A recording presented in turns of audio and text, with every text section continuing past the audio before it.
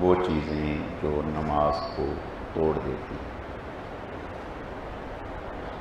نماز کی حالت میں درد کی وجہ سے یا تکلیف کی وجہ سے اف اف ہائے یوں کہنا، اس سے نماز ٹوٹ جاتی ہے۔ نماز کی حالت میں ایسا عمل کرنا کہ جس سے آدمی دیکھنے والا یہ سمجھے کہ یہ نماز میں نہیں ہے۔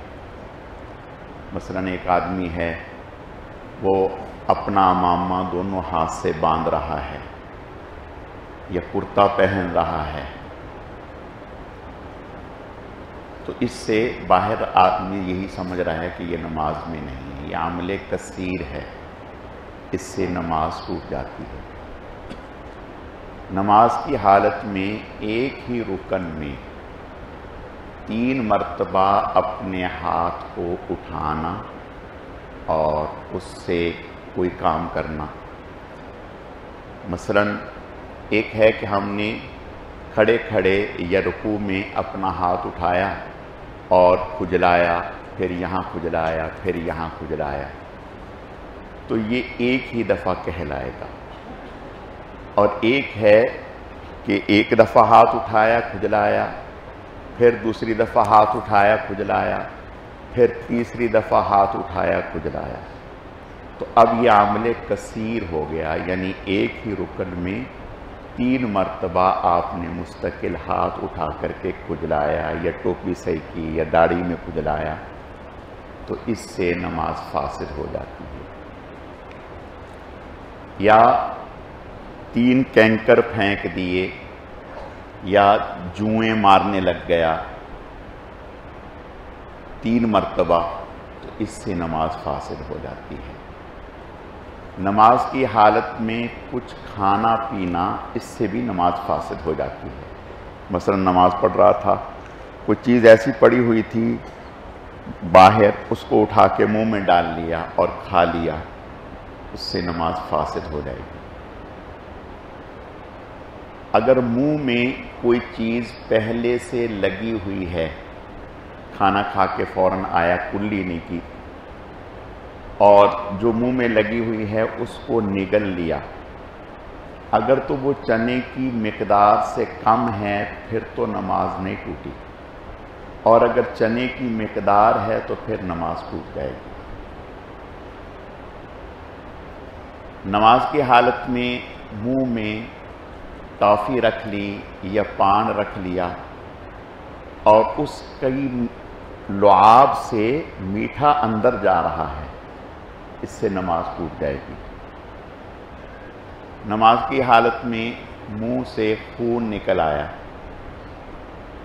اور خون کا ذائقہ نمکین پن حلق میں محسوس ہوا، یعنی ہمیں لگا کہ ہمارے حلق سے خون اندر چلا گیا، تو اس سے نماز ٹوٹ جائے گی۔ نماز کی حالت میں چلنا، آدمی نماز کی حالت میں چلا، اگر تو ایک صف کی مقدار چلے ہیں تو پھر تو نماز نہیں ٹوٹی، اور اگر 2 صف کی مقدار چلے ہیں تو پھر نماز ٹوٹ جائے گی۔ لیکن اگر نماز میں چلنا نماز کی درستگی کے لیے ہے، اصلاح کے لیے ہے، مثلاً اگلی صف میں جگہ خالی ہو گئی، کوئی چلا گیا وضو کے لیے، ہم اس خلا کو پر کرنے کے لیے چلے ہیں، تو ایسی صورت میں صحیح ہے چلنا۔ یا ہمارا وضو ٹوٹ گیا دوران نماز اور ہم وضو کرنے کے لیے گئے ہیں اور وضو کر کے بغیر کسی سے بات کیے دوبارہ سے پھر نماز میں شروع ہو گئے، تو یہ چلنا نماز کی اصلاح کے لیے کہلاتا ہے۔ بغیر کسی عذر کے نماز میں چلا اور 2 صف کی مقدار چلا تو اس سے نماز ٹوٹ جائے گی۔ نماز کی حالت میں سینہ قبلے سے پھر گیا،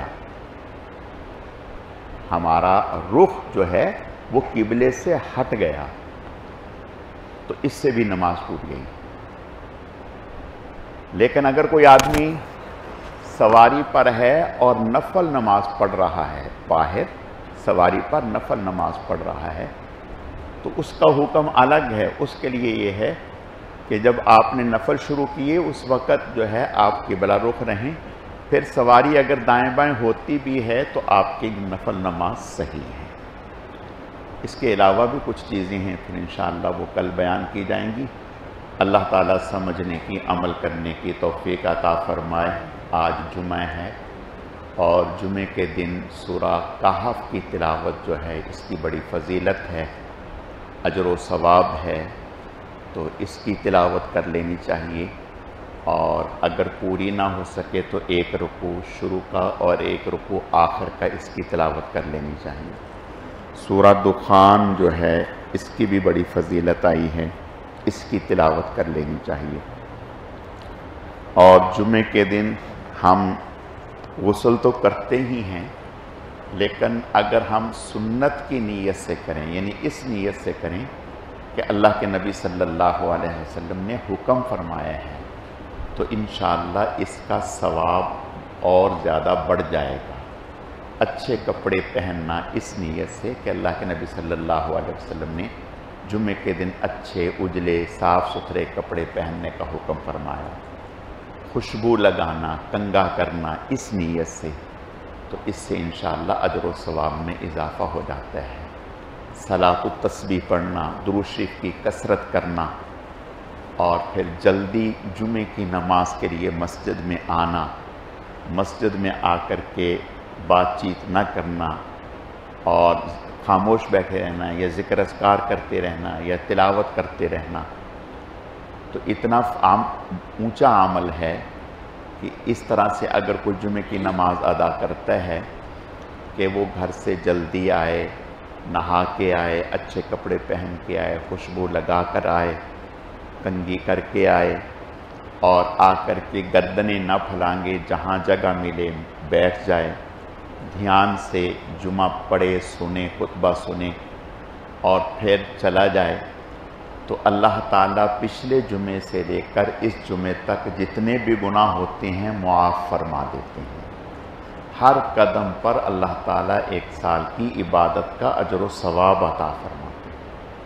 اللہ تعالیٰ ہمیں ان چیزوں کو اختیار کرنے کی توفیق نصیب فرمائے.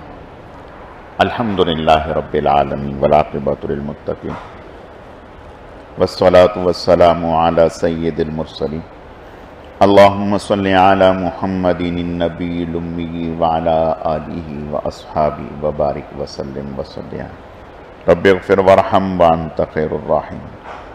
اے اللہ، ہماری اس نماز کو، زندگی بھر کی پہلی تمام نمازوں کو، دیگر تمام اعمال صالحہ کو اپنی بارگاہ میں اعلیٰ درجے میں قبول فرما، کمی کوتاہیوں کو معاف فرما. یا اللہ پاک، اس ماہ مبارک کے ایک ایک لمحے کی قدردانی کی توفیق عطا فرما. اے اللہ، اس ماہ مبارک میں ہر قسم کے چھوٹے بڑے گناہ سے ہماری حفاظت فرما. اے اللہ، اس ماہ مبارک میں ہم سب کی مغفرت کے فیصلے فرما، ہم سب کی ہدایت کے فیصلے فرما، ہم سب کی نجات کے فیصلے فرما. اے اللہ، آج جتنے بھی لوگ مساجد میں، مرد حضرات گھروں میں مستورات اعتکاف میں بیٹھیں گے، سب کا بیٹھنا قبول فرما. اے اللہ، سب کا بیٹھنا قبول فرما. اے اللہ، ہم سب کو لیلۃ القدر کی سعادتیں، برکتیں، رحمتیں نصیب فرما. اے اللہ، ہم سب کی تمام دعاؤں کو قبول فرما، تمام حاجات کو پورا فرما، تمام مسائل کو حل فرما، تمام پریشانیوں سے نجات عطا فرما. سبحان ربک رب العزت عما یصفون وسلام علی المرسلین والحمد للہ رب العالمین برحمتک یا ارحم الراحمین. آمین.